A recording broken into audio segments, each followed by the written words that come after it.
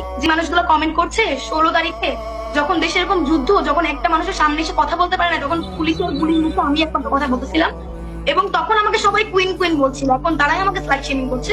এটা নিয়ে আমার কোনো প্রবলেম নেই, সবটা আপনাদের উপর। আমাকে কুইন বলাটাও আপনাদের উপর ছিল, আমাকে স্লাইড শেমিং করাটাও আপনাদেরই উপর। এটা যদি আপনাদের মনে হয় যে আপনাদের অ্যাঙ্গার, আপনাদের আমার উপরে ক্ষোভ মিটতেছে, আপনারা এটা করেন। আমি আমার কাছ থেকে ক্ষমা প্রার্থনা করছি, পসিবল হলে আমাকে মাফ করবেন। সবাইকে বলছি, আমার যে ব্যবহার ছিল গতকালকে শেষ 1 ঘন্টার, আমি তার জন্য খুবই দুঃখিত। বাংলাদেশ আর্মির কাছে আমি খুবই দুঃখিত। এরকম ব্যবহার বা এরকম ব্যাপার আমার কোনোভাবেই করা উচিত হয়নি, কিন্তু সিচুয়েশন, টাইমিং এবং ওইখানে যে কার্যকলাপগুলো যাচ্ছে, যেটার কারণে আমি হয়তো আমার মতো করে প্রপার কনসিয়াস ছিলাম না। আমার নিজেরও একটা ভেতরকার অ্যাঙ্গার ছিল, আমার মনে হয় ওখানে প্রত্যেকটা মেয়েরই ছিল। আমি তার জন্য বাংলাদেশ আর্মির কাছে আন্তরিকভাবে দুঃখিত এবং যে ক্যাপ্টেন ছিলেন তাকে আমি অলরেডি খুঁজছি। আমি আপনাদেরকে এইটুকু বলতে পারি যে আমি তাকে পেলে বা আমি তাকে পেয়ে তার কাছে ক্ষমা চেয়ে আসবো।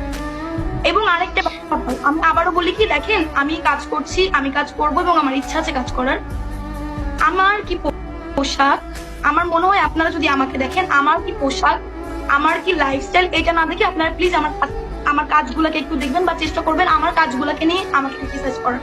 কারণ এটা হলে এটা আমার জন্য ভালো। আপনারা সবাই মিলে যখন আমার কাজকে নিয়ে আলোচনা করবেন, সমালোচনা করবেন, ওখান থেকে মানে আমার পাওয়ার অনেক ব্যাপার আছে, আমার শেখার অনেক ব্যাপার আছে। তো আমি সবার কাছে এটা রিকোয়েস্ট করবো, প্লিজ, শুধু আমি বলে না, এখানে যে কোনো মেয়েকে নিয়ে কিছু একটা হইলে তাকে নিয়ে স্লাট শেমিং করতে হবে। প্লিজ দয়া করে এইটাকে একটু বন্ধ করেন, কারণ এটা এই মানুষের ভেতর দিয়ে কি যায় আমরা জানি। এবং রেপের মতো একটা ব্যাপার নেই, যখন এরকম ব্যাপার হচ্ছিল আমার সঙ্গে, বা এখানে দোষ আমারও, কারণ আমি বাংলাদেশ আর্মির সঙ্গে খুব একটা শালীন বিহেভ করিনি।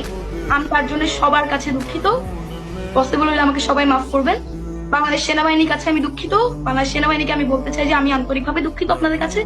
কালকে আসলে সময়, সিচুয়েশন হয়তো বা আপনাদের কথা না আমি ক্লিয়ার বুঝতে পারছি না, আমাদের ব্যাপারটা আপনাদেরকে বুঝাতে পারছিলাম, যার জন্য এরকম একটা ব্যাপার হয়ে গেছে। আমি সবার কাছে দুঃখিত এবং যে ক্যাপ্টেন ছিলেন আমি অবশ্যই তাকে খুঁজে I will say him sorry. যে মানুষগুলো কমেন্ট করছে 16 তারিখ